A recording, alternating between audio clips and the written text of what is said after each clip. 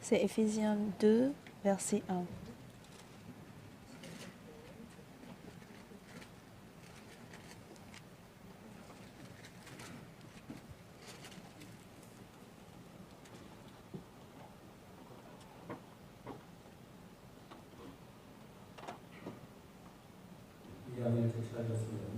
Si vous avez trouvé Éphésiens chapitre 2, verset 1,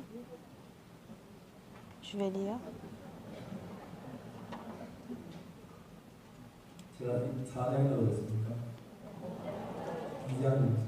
J'ai dit Éphésiens 2.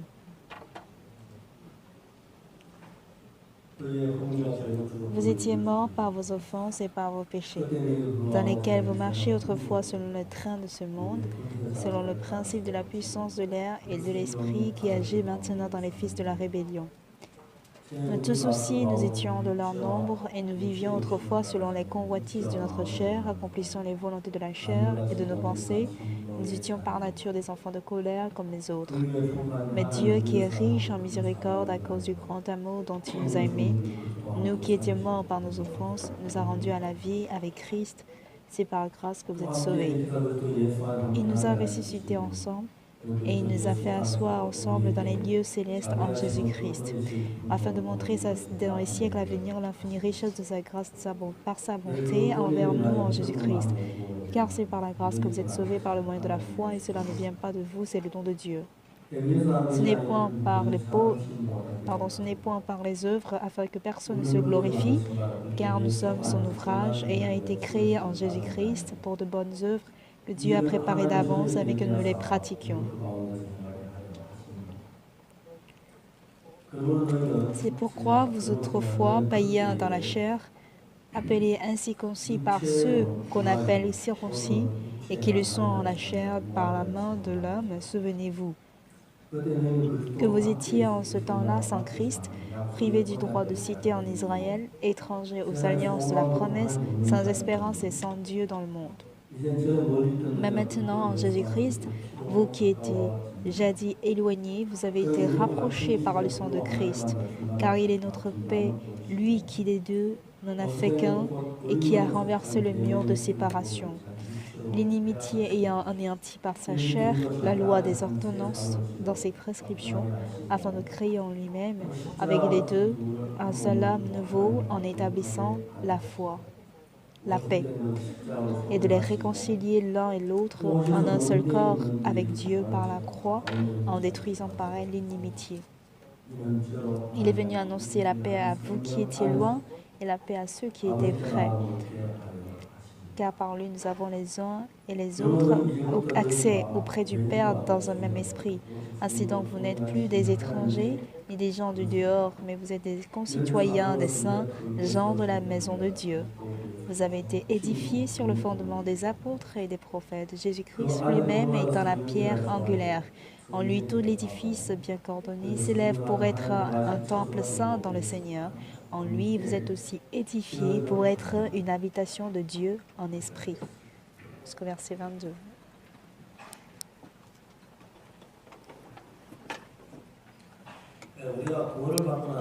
Après notre salut, quand nous voyons comment Dieu travaille dans notre vie, c'est vraiment beau. J'ai reçu le salut en 462. En étant avec mes amis, j'avais beaucoup menti. Je fréquentais l'église, mais je n'ai pas menti pour faire du mal aux autres. Et j'ai jamais pensé que ce mensonge était mauvais. Donc quand je dis... si je mélange un peu le mensonge à la parole, c'était bon d'en entendre, parce que c'est vraiment pas... C'est ennuyeux de dire toujours la bonne parole vient de la vérité.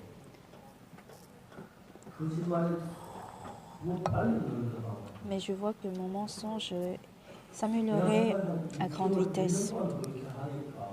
Quand j'ai essayé de mentir pour 6 mois, 1 an, je me suis rendu compte que je suis devenue complètement menteur.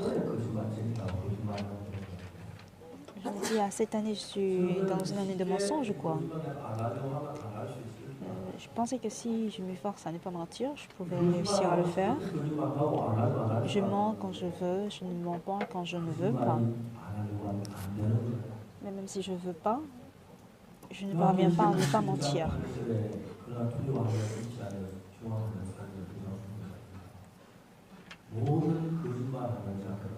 Tous les menteurs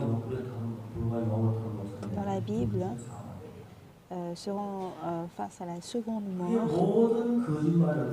Tout mensonge signifie quoi? Tout mensonge en fait a touché mon cœur.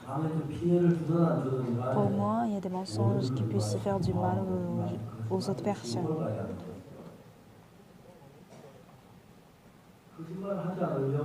Pour ne pas mentir, je me suis tant efforcée.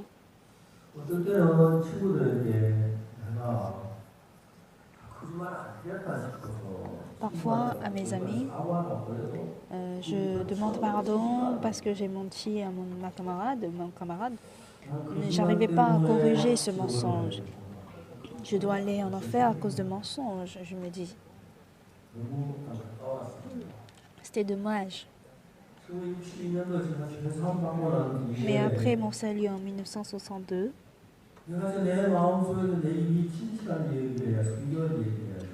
je dois parler de la vérité maintenant et maintenant du mensonge.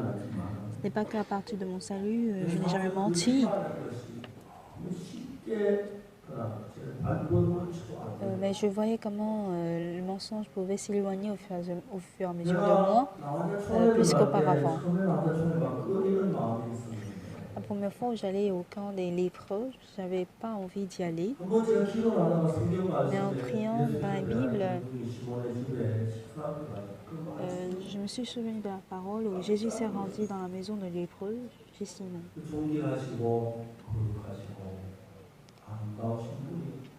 Comment ce grand, merveilleux, intègre Jésus-Christ est entré dans la maison des lépreux. Et pourquoi moi, qui suis encore moins indigne que lui, j'hésite à aller chez lui, chez les lépreux. Donc j'ai abandonné en fait d'être différente des lépreux. Donc j'ai mangé avec les lépreux, j'ai dormi avec les lépreux, je me suis douchée avec eux. Donc ces lépreux pensaient que peut-être que je serais lépreux. Ils ont dit, pasteur, soyez honnête, on est entre nous, donc nous allons le garder en secret. Dites-nous, quoi? Pasteur Park, tu es lépreux, n'est-ce pas? J'ai dit, 3 ans après, je te le dirai. On dit que c'est après 3 ans qu'on saura qu'on est lépreux ou pas.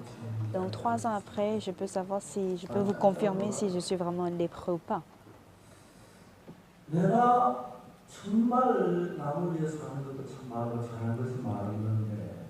En fait, vivre pour les autres aussi,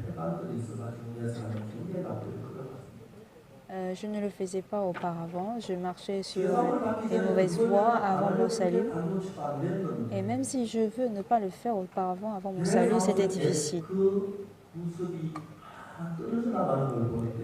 Mais quand, après mon salut, je voyais ces actes partir de moi, un à un, j'étais vraiment reconnaissant.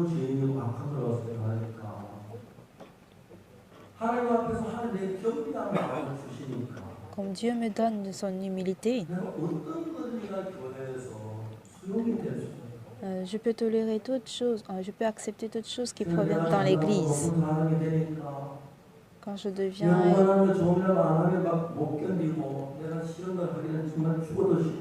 Quand on devient grand, on n'a pas envie de faire ce qu'on ne veut pas. Mais après avoir reçu la grâce de Dieu, moi qui suis censé avoir la destruction éternelle, quand j'ai hérité maintenant le ciel, je me dis que je peux tout faire, c'est mieux que d'aller en enfer. Donc au final, briser le cœur était quelque chose de très facile. Avant, je m'efforçais tant à ne pas commettre le mal. Mais mon père, il a compris que j'étais vraiment en paix après mon salut. Il est venu à l'école missionnaire un jour. Il m'a dit, où est-ce que tu dors? Où est-ce que tu manges? Où est-ce que tu étudies? Il m'a posé un à un. Papa, voici l'endroit dans lequel on lit la Bible, on étudie la Bible. Et voici la chambre dans laquelle je dors, on dort ensemble. Il est allé voir même le missionnaire pour le dire. Et je me souviens bien de ce qu'il a dit. Missionnaire, notre fils Oksu, quoi qu'il fasse, il ne fait que goûter. Et s'il trouve que c'est pas bien, il ne le fait jamais. Normalement, il est censé abandonner à croire en Jésus-Christ parce qu'il a fini de le goûter. Mais s'il continue à le faire, ça veut dire que ça lui va très bien. Puisque ça lui va très bien, cher missionnaire, il faut bien le conduire à ne pas l'abandonner. Et je me suis dit, mais papa, quand est-ce que je faisais comme tu disais? Alors le changement de ma vie, ça ne provenait pas en fait de mes efforts, de vouloir bien prier, de vouloir faire du bien, etc. Ma détermination ou bien ma volonté était absente. Voilà pourquoi j'étais vraiment reconnaissant devant Jésus. C'est pas grave, même si je jeûne pour quelques temps à cause de Jésus-Christ. C'est pas grave quand le regard des autres qui puisse être bizarre et étrange. Ce n'est pas grave. Et c'est ça qui en fait calme mon cœur et je deviens une personne qui n'était pas en fait celui que je suis aujourd'hui auparavant. Jésus-Christ est venu dans ce monde, il a vécu 33 ans, après quoi il a été crucifié, il est ressuscité et monté au ciel.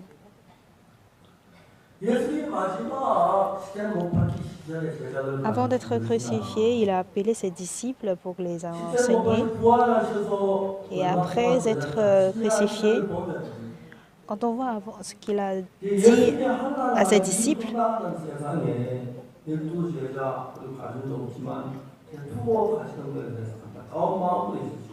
il avait aussi un cœur de se sentir un peu dommage de laisser derrière lui les disciples. Donc Jésus-Christ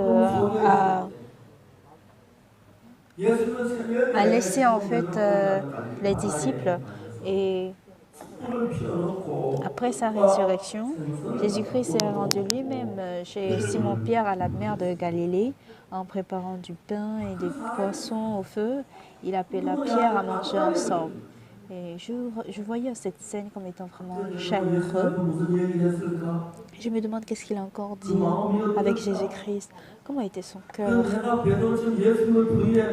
J'ai aussi renié Jésus-Christ comme Pierre. Ah, donc ça veut dire que Jésus-Christ va m'aimer malgré cela. Et je pouvais ressentir son amour aussi chaleureux. Alors, si il a aimé Pierre, il peut m'aimer. Je peux aussi devenir quelqu'un qui puisse être aimé par les gens. Ah, il est quelqu'un qui vit vraiment pour moi comme il a été pour Pierre. Et quand j'ai ce genre de cœur, mon cœur devient aussi chaleureux que lui. Et l'envie de vivre pour Jésus-Christ se forme en moi. Je peux certes être insulté, je peux certes être persécuté. Mais le Seigneur, si lui, il a vécu pour moi comme ça, si moi, je suis conduit par Jésus-Christ, je vis pour le Seigneur, je me dis que ça va être vraiment génial. Et quand le temps passe ainsi, en fait aujourd'hui beaucoup de temps s'est écoulé. J'ai vécu plus de 50 ans dans le Seigneur. Je suis devenu pasteur. Je suis en train de prêcher l'évangile à beaucoup de gens. Et les gens écoutent ma parole et ils sont sauvés, ils changent. Et quand ils se renouvellent, je suis vraiment reconnaissant.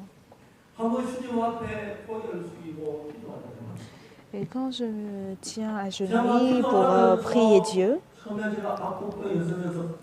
je me souviens quand pour la première fois je priais à Apcocton, j'étais vraiment reconnaissant encore et encore. La grâce qu'il m'a accordée aussi, vraiment reconnaissant. Mais quand je vois les gens changer après avoir écouté l'évangile, comment ils changent, comment ils sont heureux de recevoir l'évangile. Quand je vis selon ma propre volonté,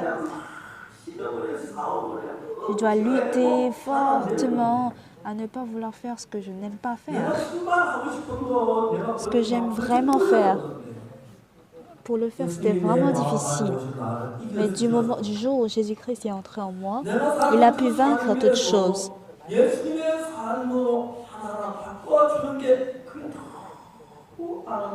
Et quand je vois comment il transforme mon cœur en cœur de Jésus-Christ, je suis vraiment très reconnaissant. La dernière fois à Fidji, j'ai prêché l'évangile à près de 600 pasteurs. À la première heure, quand je prêchais l'évangile, la vitesse à laquelle je ressentais que la vitesse à laquelle les gens acceptaient la parole était vraiment très lente. Je me dis que à cette étape-là, normalement, ils devraient comprendre, mais peut-être que leur manière de comprendre est vraiment lente. Et j'ai terminé ainsi 1 heure. À la deuxième heure, quand je me suis tenue devant eux, l'atmosphère a totalement changé et ils étaient vraiment contents.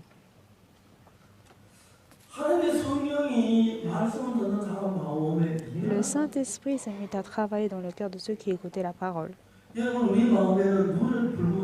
Alors, dans notre cœur, sans aucune exception, si nous pensons à des choses vraiment heureuses ou bien à des souvenirs heureux, nous sommes heureux.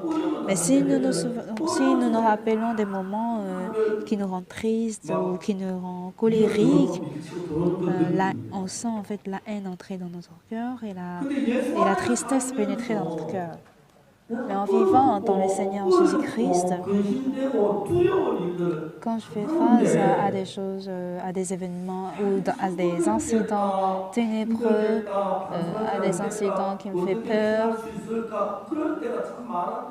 je me dis très souvent comment éviter, comment fuir.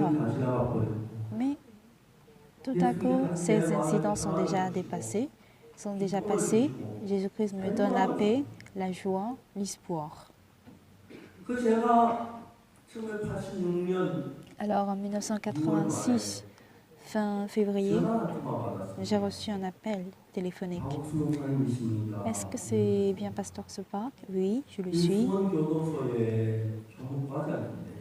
Je suis chef officier de la prison Suwon.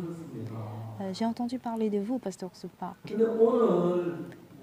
Aujourd'hui, dans notre prison, on a reçu un courrier où il y avait un magazine de bonnes nouvelles. Parce qu'il y avait ton article dans ce magazine, j'ai lu et ça m'a vraiment beaucoup plu, que j'ai appelé l'église Mission de la Bonne Nouvelle pour avoir ton contact. Je vous invite à la prison. Fin février, je me suis rendue là. Le chef officier m'avait tout gentiment dit « Faisons un séminaire ici ». J'ai dit « Bien sûr, c'est bon ». Alors le 1er mars, c'était férié. On ne doit jamais rassembler uniquement les détenus de prison, mais il faudrait avoir aussi tous les geôliers de la prison qui puissent, disons, gérer ces détenus. Donc du matin à 9h à 17h, nous avons prêché la parole. J'ai presque pour toute la journée. Et en ce jour, beaucoup de détenus de la prison Suwon ont reçu le salut. Quand je me souviens du moment où j'ai beaucoup souffert à cause de mes péchés, le moment où j'annonce cet évangile, je suis vraiment reconnaissant.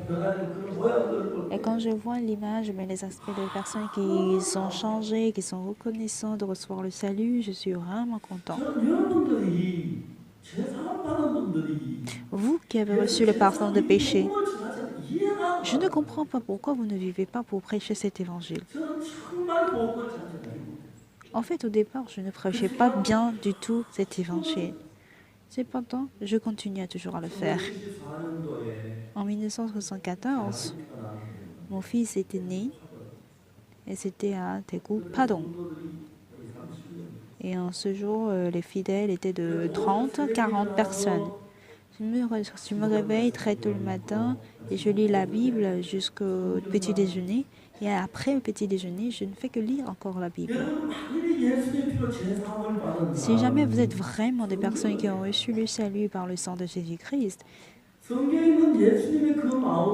devez lire la Bible et le cœur de Jésus-Christ, ou l'amour et la grâce de Dieu qui se retrouvent dans la Bible. Quand toutes ces choses entrent dans mon cœur au travers de la parole, je me dis très souvent, ah ça, c'est pas mon cœur. Parce que je n'ai jamais gagné ce cœur. Je ne suis pas ce genre de personne. Mais je vois que c'est Dieu qui me conduit vers cette parole.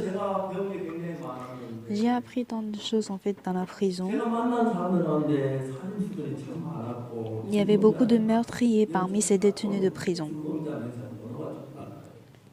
Vous saurez immédiatement qui sont des criminels.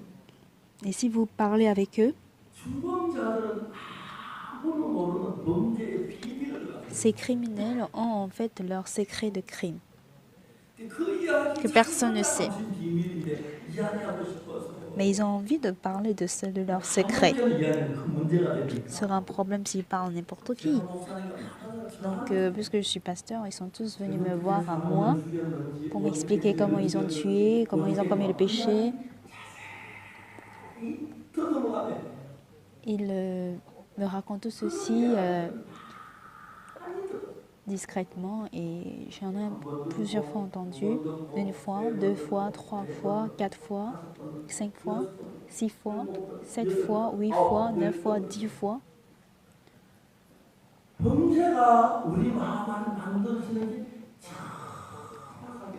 Je vois comment le crime ou bien un acte mauvais peut se poser.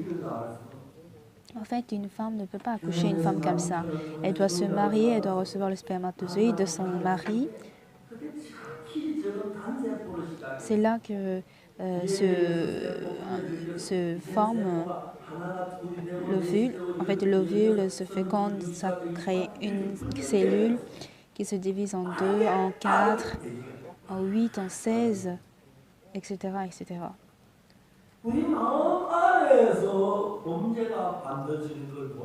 Quand on voit comment notre cœur se forme, en fait, les crimes se forment dans notre cœur. La plupart des criminels, en fait, ont pensé au crime à partir de leur cœur. Et quand tu vois ce cœur se créer en eux, les tentations grandissent, les désirs grandissent, les crimes grandissent. Et on voit comment ils luttent contre ce cœur. Mais au final, c'est ce cœur, ces ambitions, ces désirs, ces tentations qui vainquent. Et ça, si ça prend le dessus de notre chair, que vous soyez intelligent, que vous ne soyez pas intelligent, peu importe. La chair ne peut que suivre en fait la force qui va vaincre, qui va dominer le cœur. Voilà pourquoi on commet le vol, on commet le meurtre. Mais ce qui est étonnant, c'est quoi? Notre cœur en fait ne s'anime pas juste comme ça. Quand on lit la Bible, il est écrit Quand Ananias et Saphira ont caché le prix de leur terre, Pierre a dit à Ananias, pourquoi Satan, le diable, a rempli ton cœur? Ananias, quand il a caché en fait la somme une partie de sa tête, de l'argent de la terre, Satan avait rempli complètement son cœur. Si on voit Jean 13, verset 2, le diable a mis dans le cœur de Judas Iscariote le cœur de livrer Jésus-Christ.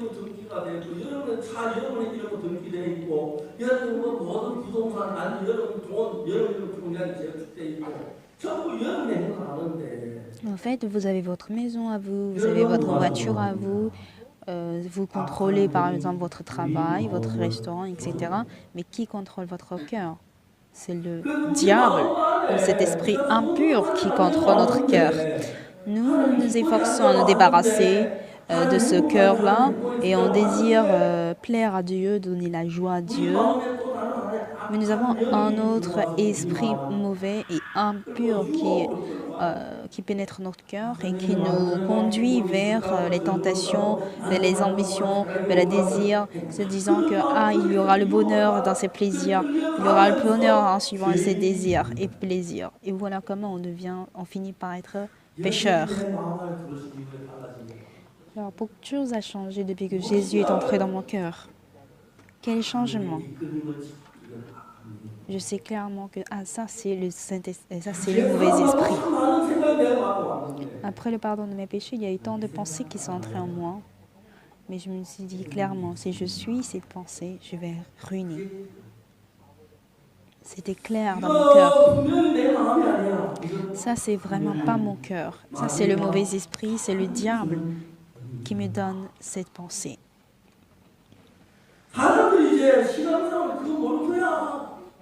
Les gens ne savent pas en fait cela quand ils mènent leur vie spirituelle. Et surtout, Satan cherche à exalter en fait l'homme.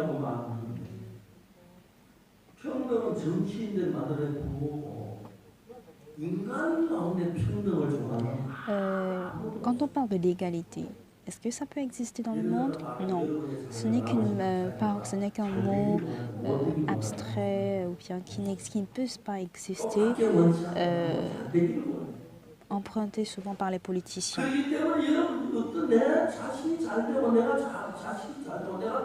Nous voudrons que, par exemple, du moment où je voudrais que je sois plus intelligent que les autres, que mon fils soit plus intelligent que les autres, que ma famille soit meilleure que les autres, on pense qu'on sera heureux, on aura le succès. Ces tentations, ces genres de tentations-là.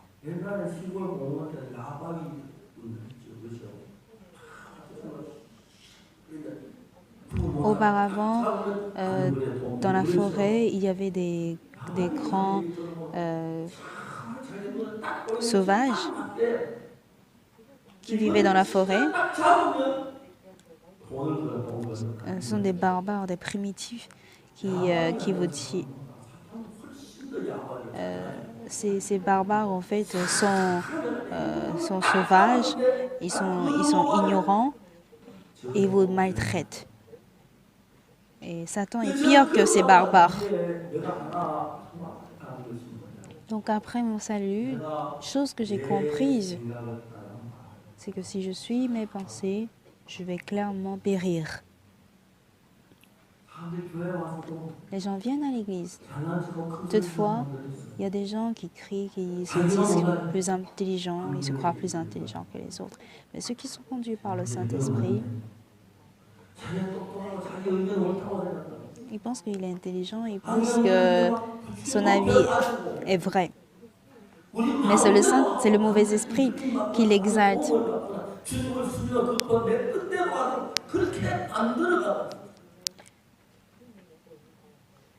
Mais c'est la stratégie pure de Satan qui voudrait nous éloigner de Dieu.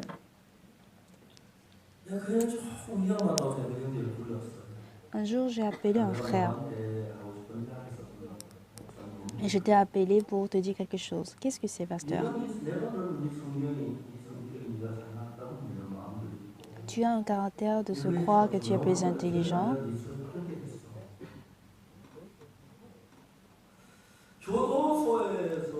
Dans la prison, il y a des détenus qui sont entrés à cause de leurs crimes assez sévères. Et voici voici comment coule le cœur d'un criminel. Pendant 10 ans, j'ai été avec ces meurtriers, ces criminels, et j'ai parlé de beaucoup de choses avec eux. Donc je peux voir clairement comment le cœur de crime évolue. Voici comment ton cœur évolue de telle manière. Et la Bible nous précise clairement la voie ou le circuit du cœur. Surtout quand on regarde ou bien quand on écoute l'histoire de fils prodigue. Il se faisait tellement confiance qu'il a pris les biens de son père pour aller dépenser avec les prostituées dans un pays lointain. Tout ça, c'est parce qu'il se faisait confiance. Et cela a créé autant de problèmes. Donc j'ai expliqué en détail à ce frère.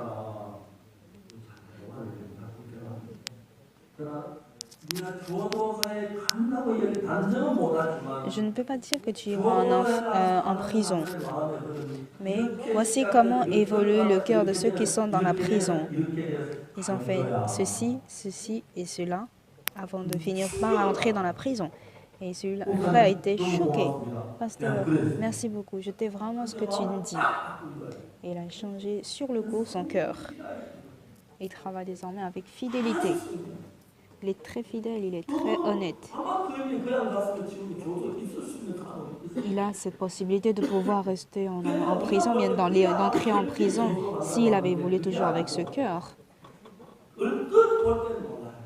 Quand on voit juste en gros, on ne peut pas distinguer si tous à cause de la grippe. Quand j'ai la fièvre, on se rend compte que c'est à cause de palu par exemple que j'ai la fièvre. Et si je tousse, c'est à cause de la grippe que je tousse. De la même manière, il y a un cœur qui nous dirige, qui nous pousse à commettre un tel acte mauvais. La plupart des personnes par mois travaillent et reçoivent un salaire de 2 millions ou bien de 3 millions de won. Si vous recevez jusqu'à 6 millions, 10 millions, les gens se disent qu'ils sont aisés et qu'ils mènent dans le confort. Mais quand l'homme a le confort ou de l'aisance dans son cœur, on sait très bien comment évolue le cœur de celui qui a de l'aisance dans son cœur. Je prends un exemple. Supposons que vous gagnez jusqu'à 5 millions de won par mois. Vous devez payer le loyer, le courant, le prix de chauffage. Mais si vous avez un peu de l'aisance, avec cette aisance, soit vous allez sortir à manger en famille, faire les pique-niques entre familles, ça va. Mais si vous avez encore plus d'aisance, vous avez envie de faire quelque chose dont vous n'avez pas l'habitude de faire. Vous êtes tenté à le faire.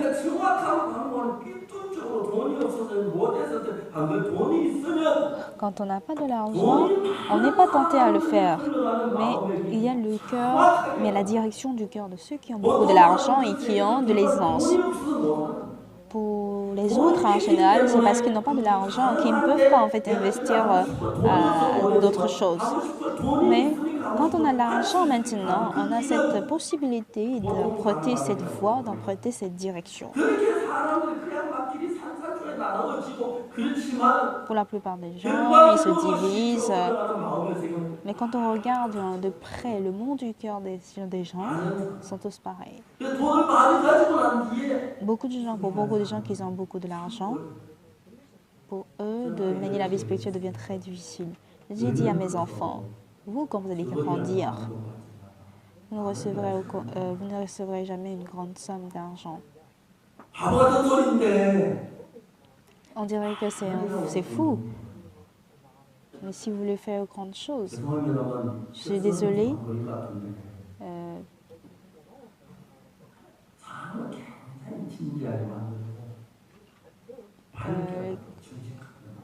Le livre bien rend quelqu'un honnête et sincère. Une chose que vous devez savoir, c'est que ce qui entraîne notre cœur, ce n'est pas vous, mais c'est le mauvais esprit qui vous entraîne.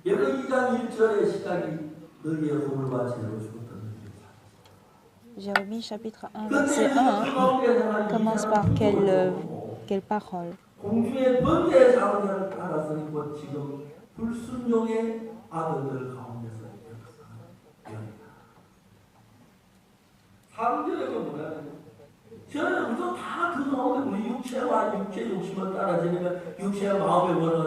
Au verset 3, nous avons suivi autrefois la puissance de l'air.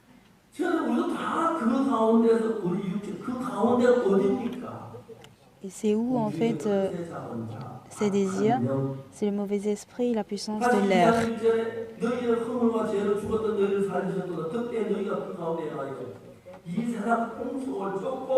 Nous avons suivi le train du monde et nous avons suivi aussi cette puissance de l'air. Et cet esprit qui travaille parmi les fils de la désobéissance. Ceux qui ne désirent pas s'avancer vers Jésus-Christ, ça veut dire qu'il y a une certaine force, un certain esprit qui travaille dans la désobéissance. Je vais prendre un exemple. Quand la dernière fois j'étais aux Philippines, le maire de Philippines, ça m'a étonné, mais il avait préparé un poisson qui était un peu moins que ma taille. C'est-à-dire, c'était un thon. Le thon en Corée coûte très cher.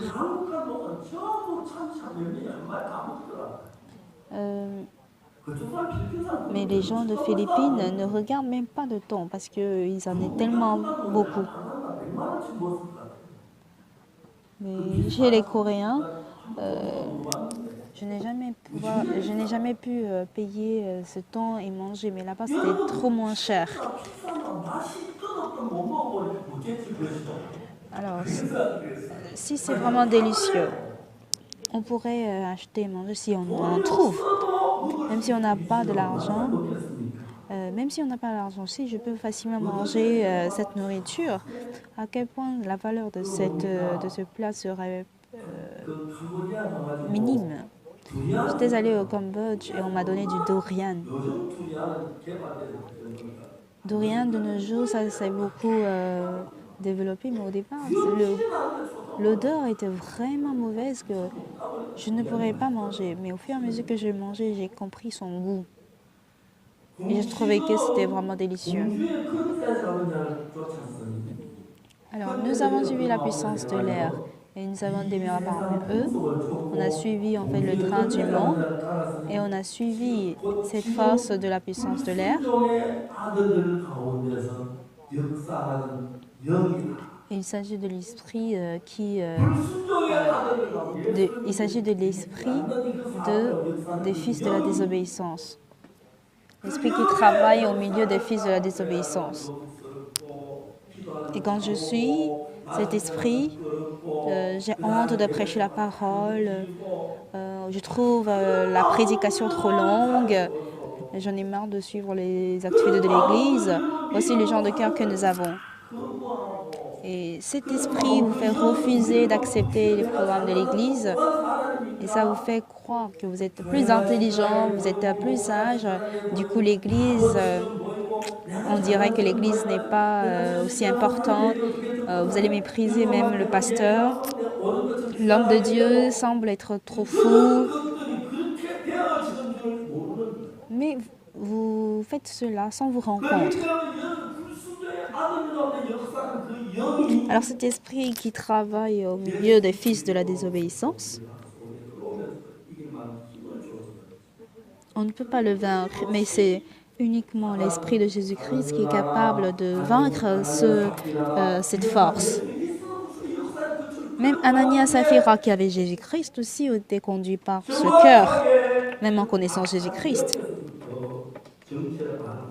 Et si nous connaissons cette identité de cette force, on ne serait pas en fait entraîné par lui, par elle. Quand j'étais invitée par la Ligue de la jeunesse communiste de la Chine, on m'avait accordé 2 jours pour tenir le cours de Mind Education et à l'endroit des parents d'élèves. Il y avait un parent d'élève qui m'avait posé cette question, à savoir, mon fils a battu son professeur. Et en souriant, je lui avais dit, cher parent d'élève, en réalité, ce n'est pas votre fils qui a battu son professeur. Non, c'est vrai, mon fils, au vu de tout le monde, il a battu en fait son professeur. J'ai dit que non, ce n'est pas votre fils. Non, c'est bien lui. Je lui ai expliqué.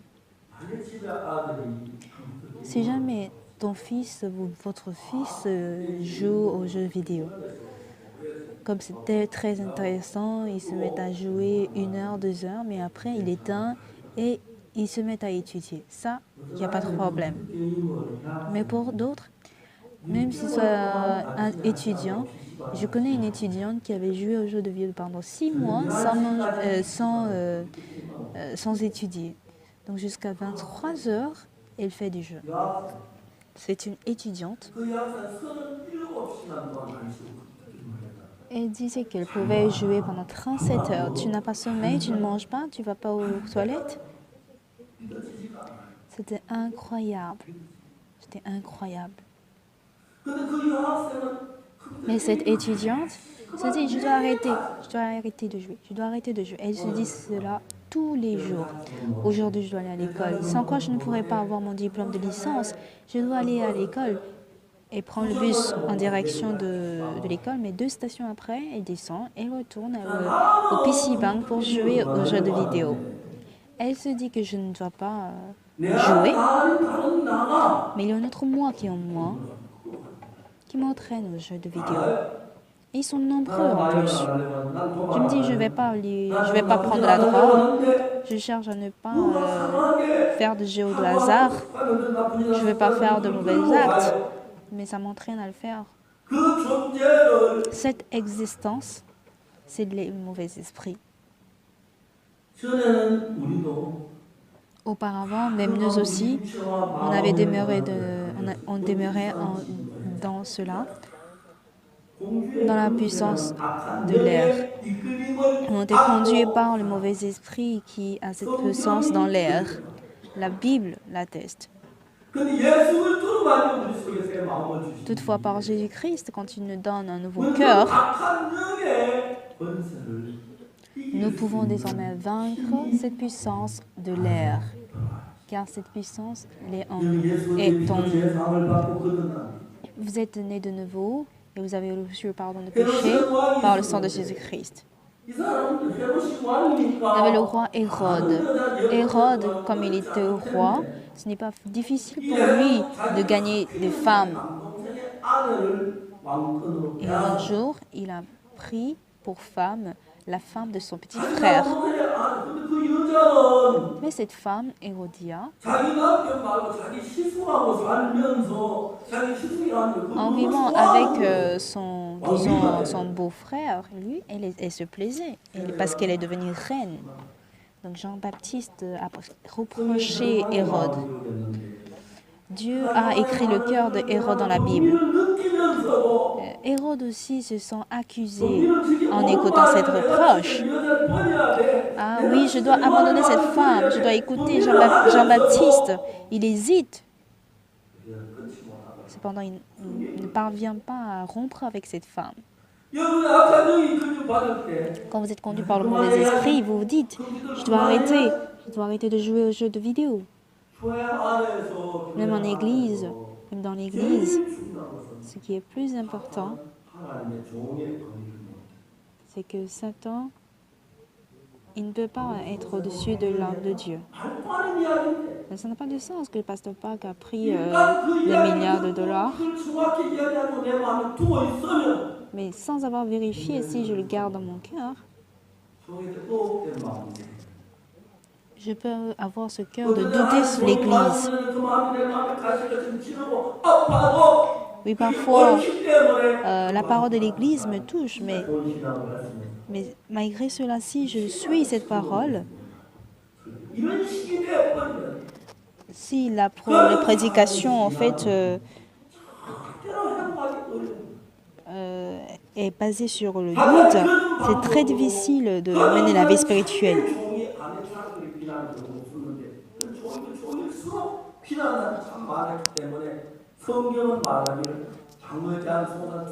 Dans la Bible, il est dit qu'il va y avoir beaucoup de critiques, beaucoup de persécutions. En fait, le serviteur de Dieu n'est pas fait pour louer, pour l'adorer, pour l'exalter. Non, se baser seulement sur la parole, c'est ça la vie spirituelle. Donc un homme de Dieu n'est pas censé être exalté.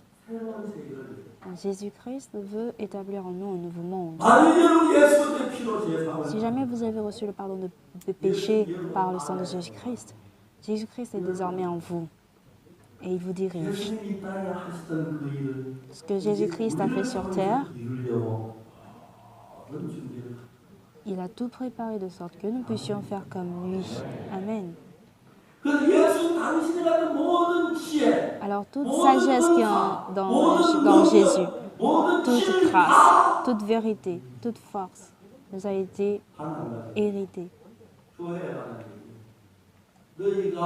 Sauf ce que nous écoutons dans l'Église, les sept esprits survenant sur vous. Quand l'Église parle de la parole, tu es le temple de Dieu. On parle de vous toujours. Vous recevrez le Saint-Esprit. Quand on parle de l'Église, c'est toujours au pluriel. Ce n'est jamais tu. Ce n'est jamais au singulier. C'est-à-dire que nous disposons déjà du corps de l'Église. Et de nos jours, parce que c'est l'union des frères et sœurs qui forment l'Église. Quelqu'un peut être le pied, quelqu'un peut être la main, quelqu'un peut être le bras, les yeux, etc. Et tout ça réuni, rassemblé, forme Jésus-Christ, le corps de Jésus-Christ. Est-ce que vous pouvez dire Amen?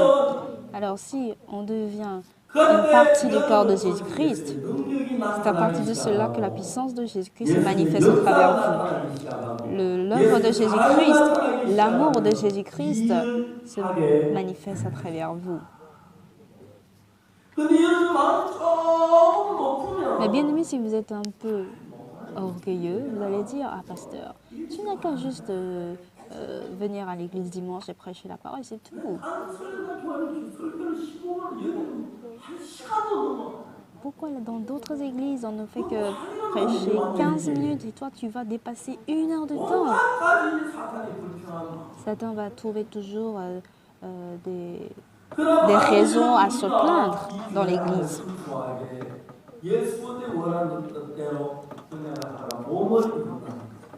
Dire que les frères et sœurs de l'église forment le corps de Jésus-Christ. Quelqu'un peut être le pied, le bras, les jambes. Ça signifie qu'à travers l'église, Jésus-Christ se manifester. Et puisque c'est par l'Église que se manifeste Jésus-Christ, sa puissance, ses œuvres et le royaume des cieux sera accompli par lui. Par conséquent, une paix, une joie et une reconnaissance se formeront en vous. Vous allez pouvoir expérimenter l'œuvre de Jésus-Christ telle qu'elle. La sagesse, la reconnaissance, la miséricorde. Il va travailler avec tout cela. Mais ce n'est pas avec tout ça qu'il est retourné au ciel. Mais comme cadeau, Dieu nous a rendu tout cela avant de partir. Et quand nous sommes tous unis, nous formons ainsi le Fils de Jésus-Christ parfait et intègre. Ils forment ainsi une partie du corps de Jésus-Christ. On devient pareil que Jésus-Christ, on est en mesure de produire la même puissance de Jésus-Christ. Et c'est ça le rôle de l'Église. Vous avez compris? Mais Satan de diverses méthodes. Il nous tente vers l'argent, vers le monde, vers le plaisir. Mais quand nous sommes entraînés par cela, plutôt que de laisser la place de mon cœur à Jésus-Christ, on cède au plaisir du monde et très facilement on plonge dans les tentations de Satan et ils sont nombreux à rater leur vie spirituelle.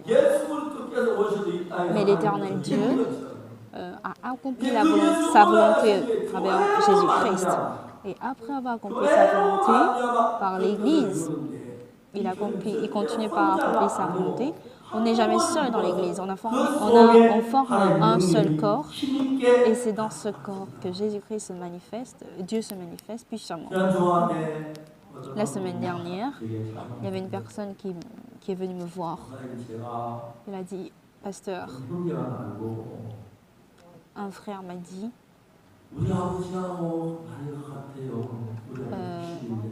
qu'il a le même âge que mon père. Et il était surpris, j'ai déjà 60 ans. Donc combien d'années me reste-t-elle? Pendant les 60 dernières années, je n'ai pas vécu pour Dieu. Qu'est-ce que j'ai fait? Alors quand le frère me parlait, il a dit, pasteur, à partir de maintenant,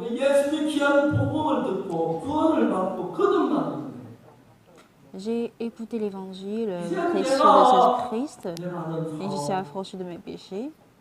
Désormais, les affaires que j'entretiens, ça réussit de nos jours. Je veux vivre pour Jésus désormais. Et cette histoire était vraiment belle.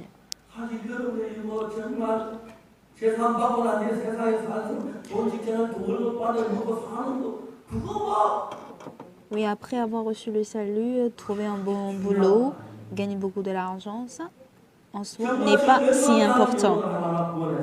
Mais sauver des âmes et offrir la vie, à quel point ça c'est précieux.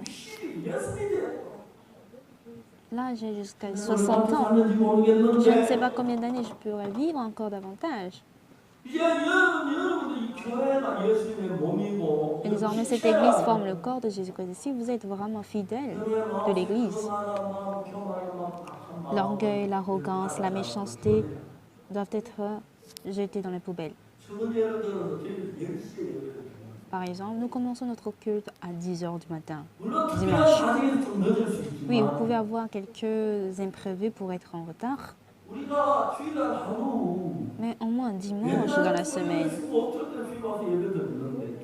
je viens servir, louer Dieu.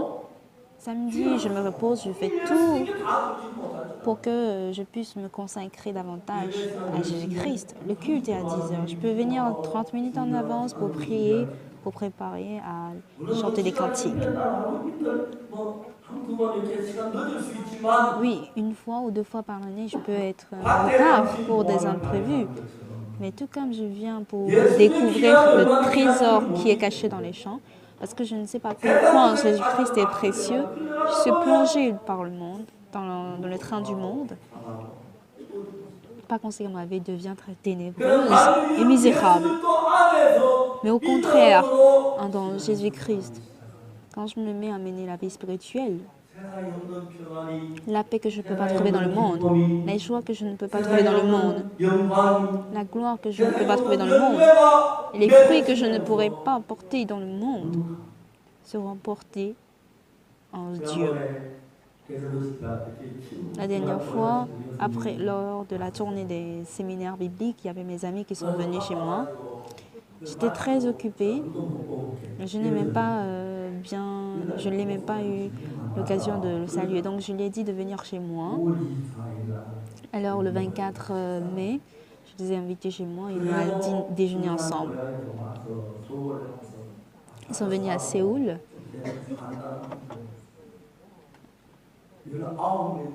ils étaient au nombre de 19 personnes qui étaient autrefois camarades de classe. J'étais vraiment contente de les revoir. On a causé ensemble. Je ne suis pas une grande personne, mais ce que moi je recherche et ce qu'ils recherchent était différent. On a plus que 75 ans.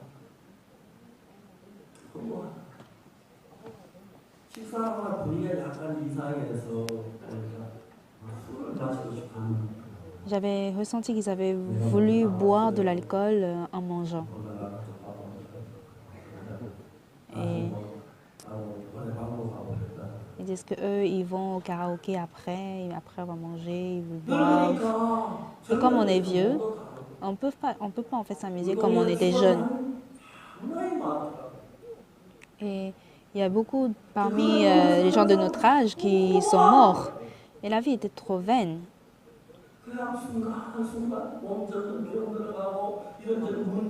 On a des problèmes, on va à l'hôpital, on se fait traiter. Leur vie était totalement différente de la mienne. La semaine prochaine, j'irai en Afrique. Et je rencontrerai certainement les personnels du gouvernement. Le 28 juin, nous allons tenir un événement officiel avec le gouvernement. Le président m'a invité. Il s'est chargé en fait des billets d'avion, de billets de mon séjour, d'hébergement. Et il m'a confié en fait l'éducation de la jeunesse. Alors, l'évangile que nous détenons, les grâces que Dieu nous a données, l'évangile ou bien le salut que Dieu nous a donné, c'est vraiment précieux. Je ne sais pas où est-ce qu'on peut trouver une telle grâce.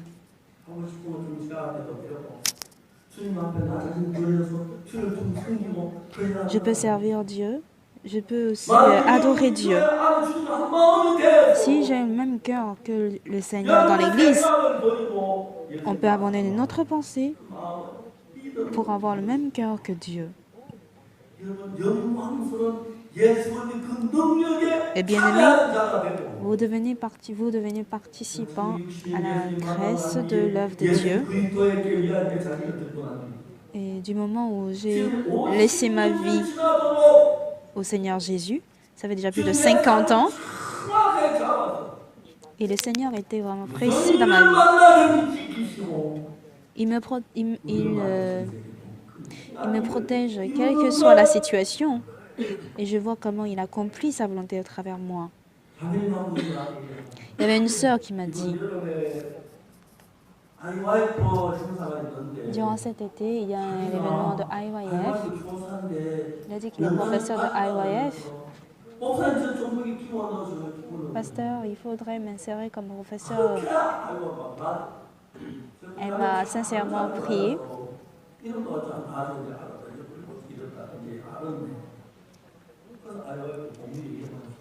Et en tout cas, il est devenu un conseiller de IYF.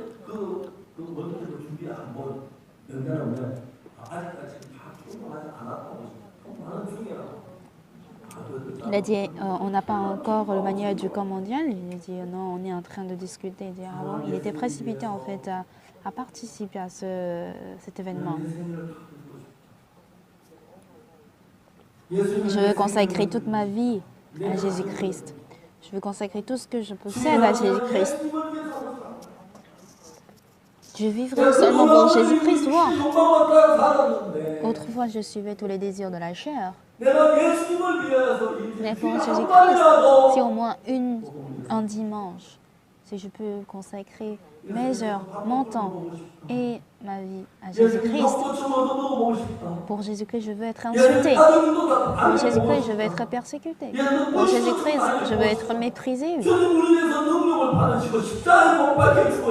Le Seigneur Jésus-Christ a été crucifié pour moi, pour mes péchés. Je ne peux pas faire autre chose, mais pour moins de choses, je vais travailler pour Jésus-Christ.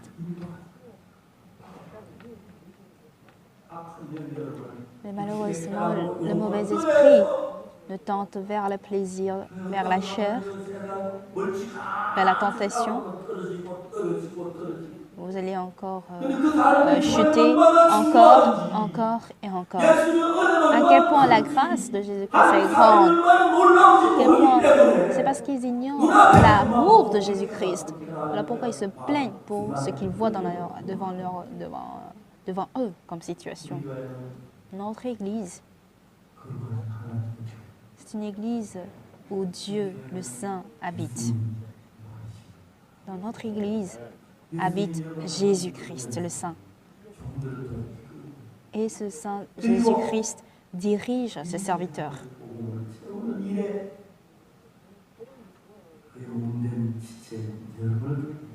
Et il dit à vous qui êtes une partie du corps de Jésus-Christ pour annoncer son travail et sa volonté. Chers bien-aimés, Jésus-Christ est là pour nous servir. Le dimanche passé,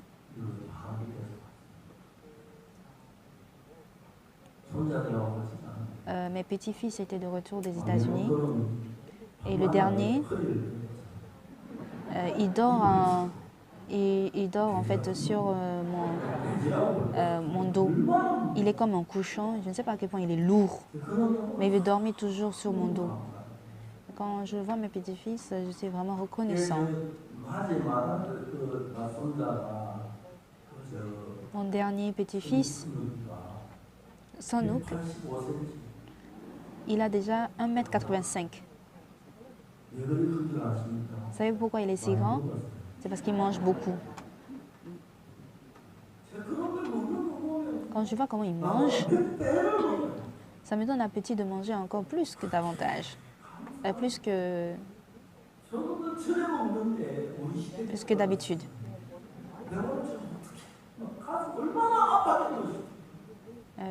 J'ai vraiment très mal quand il mange tellement comme ça.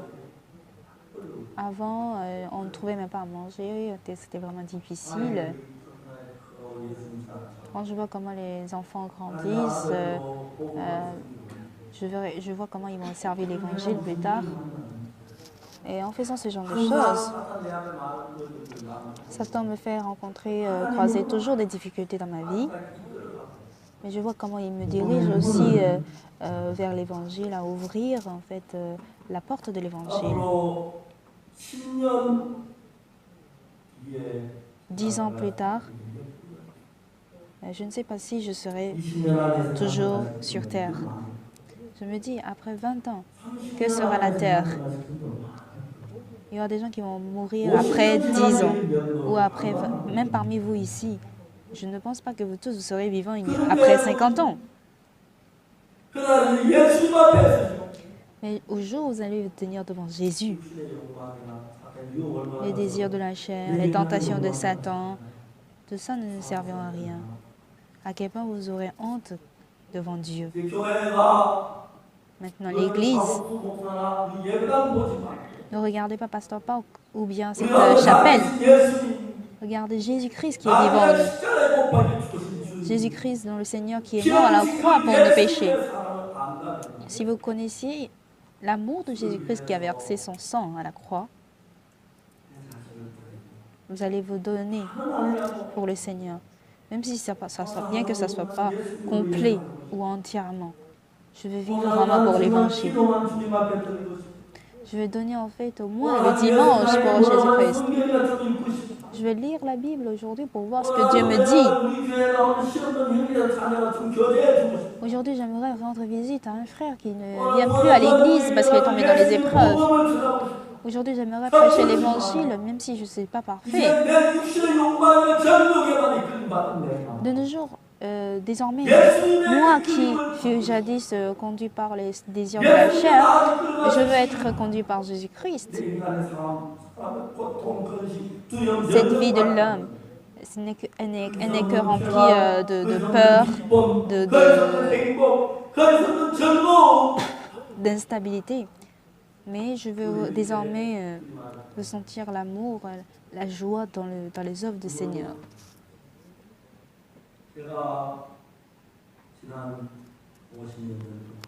Pendant les 50 dernières années,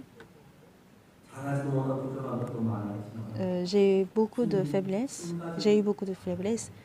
Mais Jésus-Christ, le Seigneur Jésus-Christ m'a béni dans beaucoup de choses. En 1999, mon cœur n'était pas en bon état. Je me disais, est-ce que je pourrais vivre en plus de 2 ou 3 mois? Mais Dieu a complètement guéri mon cœur.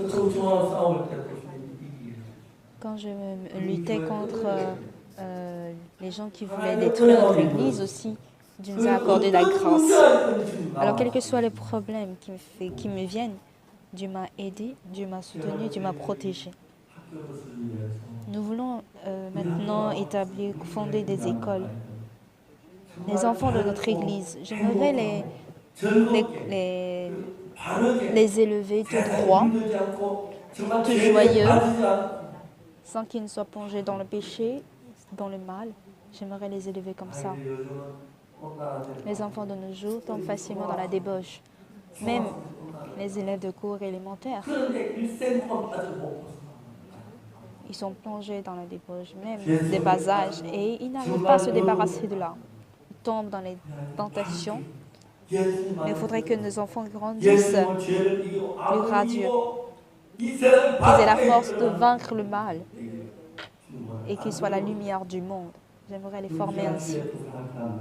Si vous êtes ensemble avec cette précieuse volonté de Dieu, je suis sûre que vous allez trouver cette grâce auprès de Dieu. Quand Jésus-Christ est mort à la croix, il est ressuscité. Il n'est pas juste monté au ciel comme ça, mais la puissance, l'esprit, la sagesse qu'il a utilisée pendant qu'il était qu'il avait utilisé pendant qu'il était sur terre, il nous les a donnés. Nous les avons la paix de Dieu, la puissance de Dieu, l'amour de Dieu, l'amour de Jésus-Christ sont en nous et nous conduit vers une vie de joie et de prospérité. Et c'est ce sur quoi nous parle Éphésiens chapitre 2.